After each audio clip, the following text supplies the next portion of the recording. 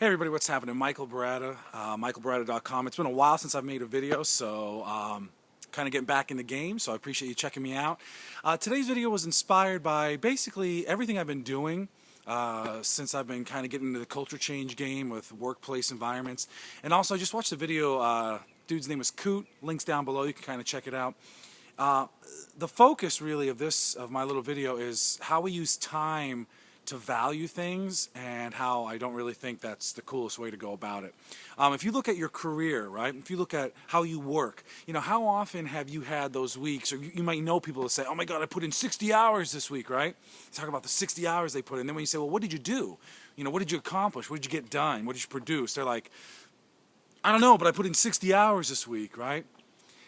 We often value performance or productivity in the workplace by how many hours you work, but we also devalue it by how many hours you don't work, right? Did you ever work a half day and be like, oh my gosh, I guess you didn't get anything done today, you only worked 4 hours, or oh my God, 3-day work week, I'm never going to get stuff done, or I didn't get anything done, right?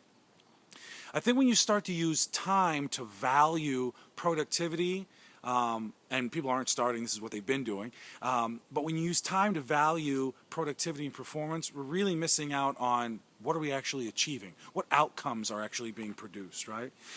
The second aspect of our lives where we use time is with relationships, with love, right? You know, when I was a child, teenager, and I used to have, you know, the girls in my life come up to me and talk to me about their relationships. I don't know why I was always that cat, but I could always remember giving advice saying, you know, don't continue in this relationship just because you're considering the investment you've made up until this point, in terms of you've been with them for 5 months, you've been with them for 8 months, right?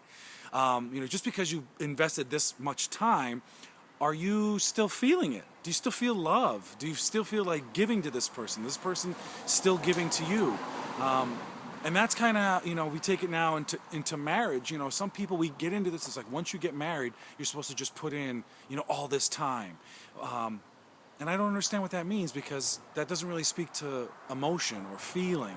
So at the end of the day, when you're thinking about your career, when you're thinking about your relationship, ask yourself, are you putting in time, or are you actually happy?